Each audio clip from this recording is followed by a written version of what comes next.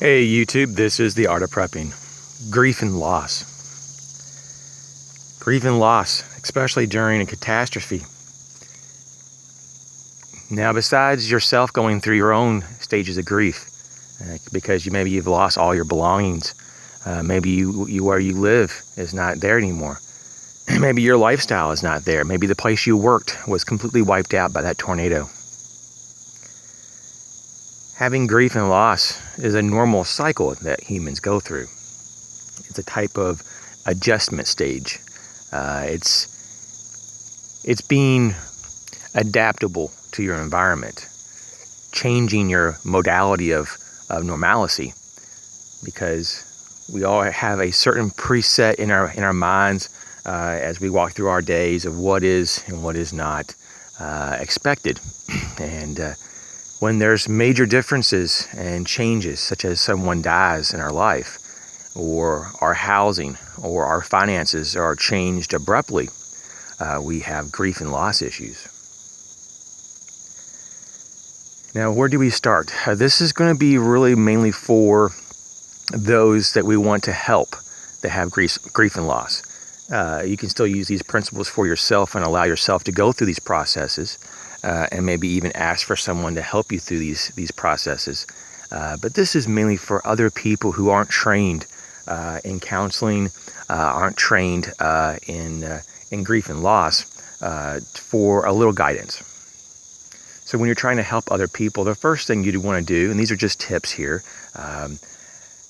you would probably want to look at the individuals as people, not just as your friends or family or neighbors, but as just humans going through a human condition. And not to say that you shouldn't, have sympathy or empathy for these individuals. You certainly could, and empathy is a big thing to have to help other people. But at the same time, you don't have to experience what they're experiencing to help them. It does help though when you give them your time. And for example, when you become a witness to their suffering and their pain, and that's going to be very helpful when you give of your energy and the other person acknowledges that in particular. And that's sometimes even outwardly. They might not say, hey, thanks for sitting here for the last couple hours and letting me talk. But being a witness, though, and you would know that, and they know that deep down, sometimes it's an unsaid thing.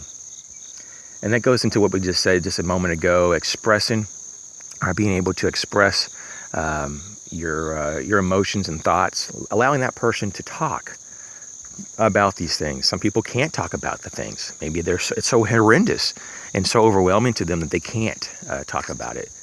In that situation, promote them to write it out or draw pictures of what it means to them, or what it feels to them to have experienced that. It is important, though, at some point to express these emotions and feelings so that these things can be processed out, and that they don't get stuck, and they don't have, because they have a higher likelihood of becoming a trauma event. And that's not going to be something that's desired. No one wants to have a traumatic event. They get stuck, and these things lead to post-traumatic stress disorders and acute stress issues.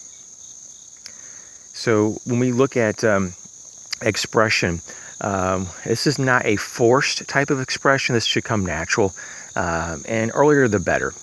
Just like after major catastrophes, you have Red Cross and others that do debriefings, not only with the locals, but also with their workers, so they can help express and talk about the horrors and the pain that they are witness to, or that they have experienced.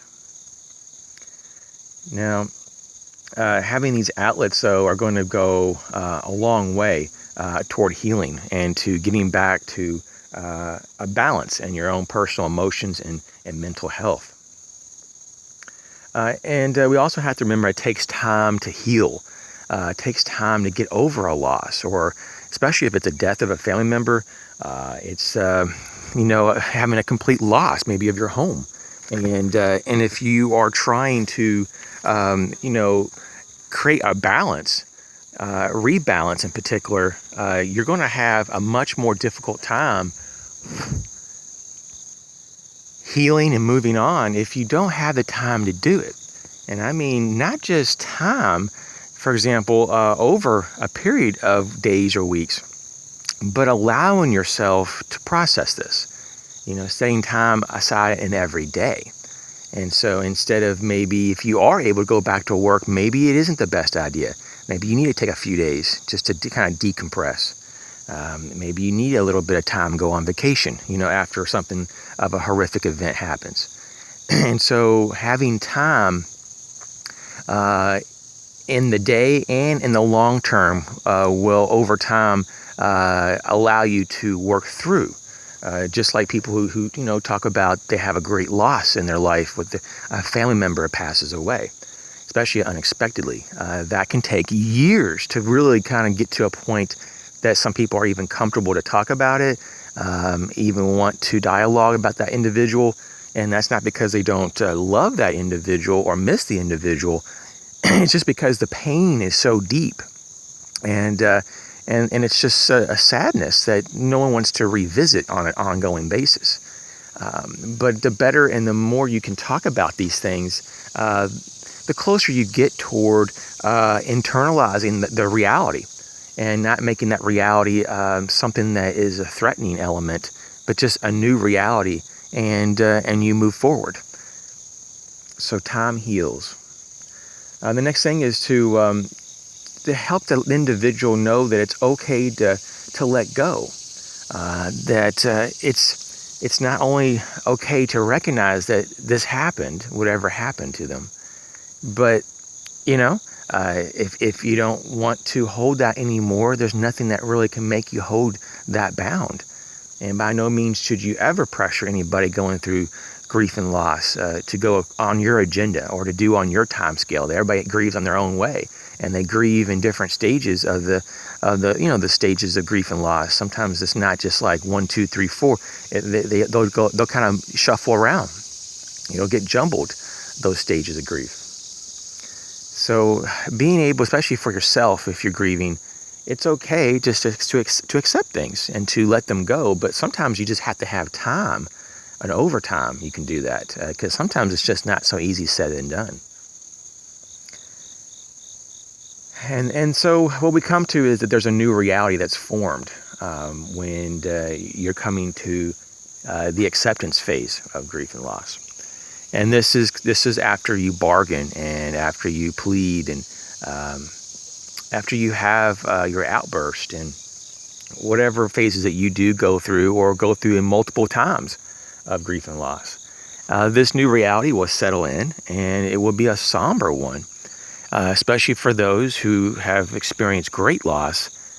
It would be quite apparent that you do not have control over your entire life or those around you, or and even in a good way, and control in terms of being able to protect people or to go about things in a guardian protective type of manner that you wish you could. So a lot of life, what we find is out of our control. In fact, the great majority is. And so while there's proponents of free will, and I'm talking about free will in a non-religious sense, but just the philosophy of free will, that the more you look into it, the less free will that we actually have. And so there's a lot of things that are predetermined, or if you don't do them, there is suffering, pain, and death waiting on the other side. And so while there's possibly an element of choice in things that we do, there's always the consequences that make that choice very limited, if not maybe non-existent. And so it is important to know in grief that people will be moving in a direction with their grief and healing that will be mostly as a result of trying to avoid the pain and suffering. Unfortunately, though, that process is not it's not one that actually is going to be devoid of anything like that. You will have to suffer, and there is a transition period. But once again, if you have someone that helps you, walks you with you, and is a witness to your suffering, and allows you to suffer, to suffer to a degree that is healthy, and while you express yourself, and at the same time you learn how to let go, and you learn how to move on, and you learn something from this loss and tragedy, and you learn something about yourself, and how precious things really are all around you, and how little you have control. Those lessons will go a long way for healing, and for insights, and for development of yourself, and development of others in terms of growing as a person. Things that we all try to achieve, to go through. Sometimes through our greatest loss and grief, we have our greatest showing of who we really are, and what we can become, and we have our largest growth moments possible. We grow as not only just an adult, but as a more mature person, and in a good way, because we get to understand things in a deeper and meaningful way. Sometimes it's more concentrated, though, because we're having lots of mixed feelings about things, confusion and frustration, mixed in with sorrow, anger, and depression.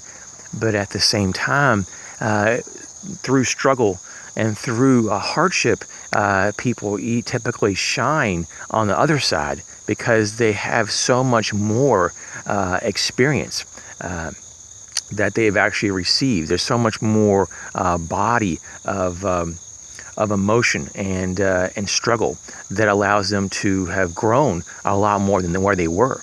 And there's a lot of people who get stuck in who they are. And sometimes having these experiences, as undesirable as they may seem on the outside, and no one wishes anyone to have major grief and loss. But at the same time, these are mechanisms built in for human growth. And there's a lot of people who are completely changed when they have these events, and they realize that they weren't possibly taking full advantage of the resources and the capabilities of themselves or in their environment around them, or they took advantage of those who they have in their life. And as preppers and prepared-minded people, grief and loss is a great tool toward building ourselves up and to help others in terms of sharing our struggles, so that other people don't have to suffer as much, but also that to allow them to grow in their own time. And so hopefully this was helpful. Grief and loss is a difficult subject for a lot of people. People avoid it. I know that I don't particularly like to go to funeral homes. I don't think anyone does, or even hospitals, because of all the associated feelings and emotions, and that's understandable. But just remember, there's cycles of life, and there's ups and downs that we all have. And if we don't try to embrace those cycles, it's hard to embrace the other side of the cycle when we have our better days. Because there's always the potential for a better day, and there typically always is. Even in our darkest hours, in the very back of our mind, we do acknowledge that if we can get through this, and in most cases, people do get through their hardship, they know that on the other side, there's days that they will have great joy and a great insight from what they're going through. And so suffering is not always a bad thing, even though in the moment it does feel like a bad thing. And it is a bad thing to some degree by definition. But without it, it actually demeans and minimizes the entire human experience of who we are. And so we have to have the fullness of emotion to experience the highs. If you don't, by definition, you would not be able to experience highs if you didn't have lows. So we have to be thankful for all that. And I mean thankful, and you may say, well, thankful to who? I guess whatever you believe. Maybe some people say, oh, it's the universe that we have to be thankful to. Some people have a specific God. That's something I don't get into on this channel. But whatever you're thankful for, or if you just want to believe this is all an accident, then good luck with that. And this is all just a random act of the universe. Everybody has their ideologies, and so that's going to also come into play on how you cope with grief and loss, is what you believe. So be careful on what you believe, and be mindful of the deep-seated manipulations and all of these very very, very odd types of belief structures out there. And some of them are just really not based on any reality that we can even consider. And so sometimes you can get misled just in belief systems, just like you can be misled on how you go about dealing with your own grief and loss or help others with grief and loss. And so it's good to get some facts. I encourage everyone to check into grief and loss a lot more, and to see how you would help a friend or family. Because if you have the information now, when this happens to your friend and family, you'll be prepared to go that extra distance to say, okay, I know some of the steps to grief and loss. I know basically, I need you to have time to express yourself and to do this and that, and to I'll be that witness to your suffering.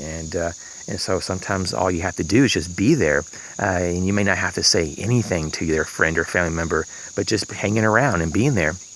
And so you don't want to promote any type of inherent type of like over-reliance on you, for example, from your friends and family. You don't want them to use you as a crutch because you want them to start walking again, or you want them to be emotionally strong again. But you can be there to let them know that you're there and you're thinking of them. And if there's something that you can do within reason, that you would do it. And so, as always, thanks for watching. If there's not really so much that you're watching, it's just you're listening. Thanks for listening, and I'll catch you real soon.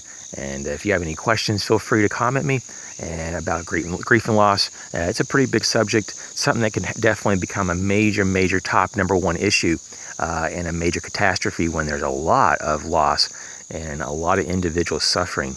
We'll have to comfort each other, and we'll have to figure out ways of finding a new normalcy, a new way of looking at what is normal, and dealing with the things that we don't have anymore in our life, because things can change overnight, as we all know. People may be in our life one moment, and the next day they may not be around ever again. And those things are just the realities of this particular world. We live in a place that things can change in a moment. And to be oblivious of this and to deny that reality is just one step to making it that much more difficult for you to adjust. And you're letting the grief and loss completely control your sense of what is and what is not. Once again, thanks for listening. I'll catch you soon.